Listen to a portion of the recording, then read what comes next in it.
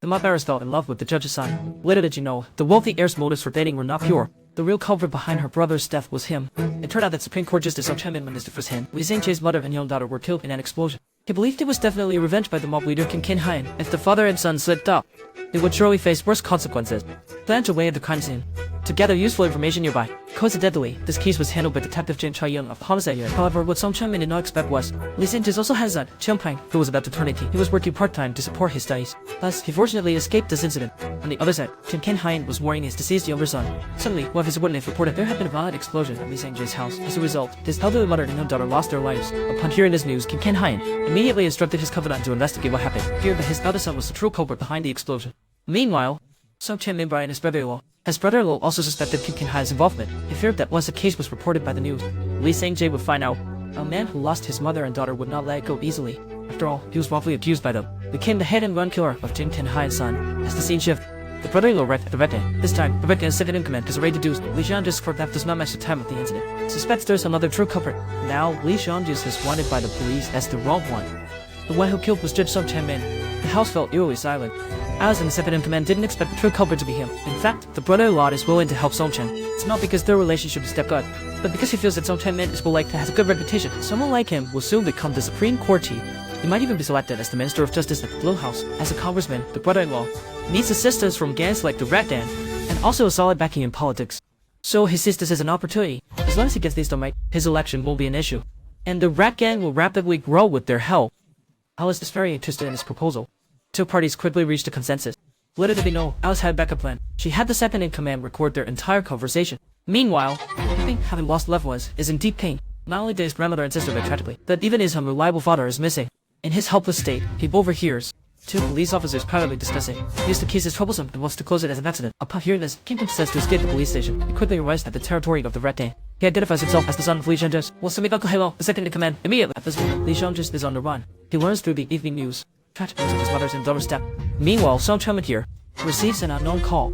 He hesitates and ultimately does not answer. He just sits down on the sofa after entering. The caller sends another text message. It includes a report about Kim Kin-haen's second son's death and the driver's escape, and a post about the Chief Justice's son Hang being accepted into university. It's clear the other party knows something. Otherwise, why would they explicitly send two unrelated articles? Thinking this, Song Chen-min immediately calls back. However, a technical hint indicates that the number is out of service. At the same time, the eldest son intercepts a wreck and drug dealer. He throws a bag of cash to get info from him. He must find Li Zhang-jae by any means. Kim Kin-haen repeatedly listens to the recording. After investigating Li Zhang-jae's medical report, determines he is not the true culprit in his son's death, because the recording clearly shows the breathing of an asthmatic. In reality, Li Zhang-jae does not have this condition. At this point, confidant invites him. The recording ends with the sound of a tire blowout. It sounds like it came from an old model car. It suggests searching for repair shops near the crime scene. Jin Kang-shun thought it was feasible after hearing this. He quickly identified the repair shop. After a friendly exchange, the owner admitted that someone checked the surveillance after the incident, but that person was wearing a hat, making them unrecognizable. Moreover, the footage from that day was mysteriously deleted. Who is that person? I really, truly don't know. However, he all remembers. That person seemed quite composed, probably over 50. It was said he was dating a younger woman. Those watching the video were crying. Although he couldn't see the person's face clearly, Jin Kang-shun identified the accident vehicle, so he ordered his trusted aide to investigate the owner. Meanwhile, Ki-ting, with Paul's help, reached out to his father. But what he didn't know was, Paul had already reached an agreement with her brother-in-law. They were preparing to find Li Zhang-jae and eliminate him. Li Zhang-jae was no fool leader. He probably figured out what was happening. So he threatened Hong to arrange a boat for the father and son to escape tomorrow. Otherwise, he would tell Jin Kang-shun that Hong Dan is covering up his son's death. Coincidentally, a drug dealer overheard the conversation. He immediately reported to Jin Kang-shun's eldest son. The next day, Song Chen-min had just woken from a nightmare. The doorbell rang. The visitor was Li Zhang-jae. He stated if he wasn't here to cause trouble, some things must be made clear. Song Chen-min hesitated for a long time. He ultimately decided to open the door. Li Zhang-jae stepped inside without a word. He went straight to the dining table. I've heard you're quite well known. Someone of your stature can't act like that. After saying that, he immediately stood up. He marched directly in front of Song Chen-min. He accused him of causing his mother and daughter's deaths. Then he handed over a bank account number. He hoped the judge would convert his crimes into money. Make sure to transfer it before tonight. Otherwise, he will leave with his son and never return. Otherwise, he will directly go to Kim Kin-haen. Song Chen-min grabbed Li Zhang-jae. He pulled out his phone to show him a text, but judging by another person's expression, it seemed the text was sent by him. Unknown to them, another person knew of Li Zhang-jae's visit. That person was the judge's son, Hyung. Meanwhile, the National Forensic Team examined the explosion site. They found that the gas pipe was cut. It was suspected to be arson. On March 13, 2013 email, Trusted Confidant discovered that the vehicle involved was registered to a septuagenarian. The old man's eldest daughter had died 2 years ago. Her husband was Judge Song Chen-min. At that moment, Jan Kang suddenly burst into the office. She wanted to ask Jin Kang-shun a few questions about last night's bombing.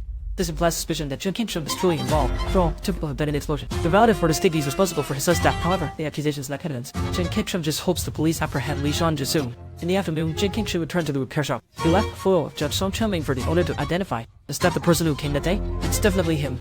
He said he's dating a younger girl. Honestly, I feel a bit envious. Meanwhile, Lee Sean just received 500 million won from the judge. He immediately arranged a time for smuggling with Hongji.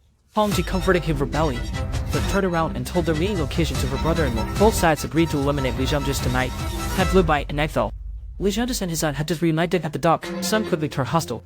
Seeing as Lee Sean just handed the card to his son, telling him to quickly escape. In a new life-for-a-life manner, he bought enough time for his son. As the two factions waged a deadly fight, Jin Kim-chum's eldest son suddenly appeared with a gun. He not only shot 3 members of the Red Gang, but also silenced Lee Jong-dis. He believed he avenged his brother. Little did he know, Ting-bing was nearby. Recorded the whole process of him killing his father. On the other side, Song Chun-min received another message from an unknown number. They claimed to know who killed Kim Kin-hai's second son. After a long time, there was no follow-up. Just as he was about to go to sleep, a call came in from the unknown number. Song Chun-min quickly kicked out.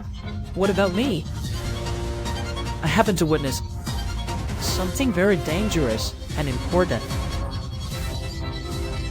On April 8th at 4:57 a.m.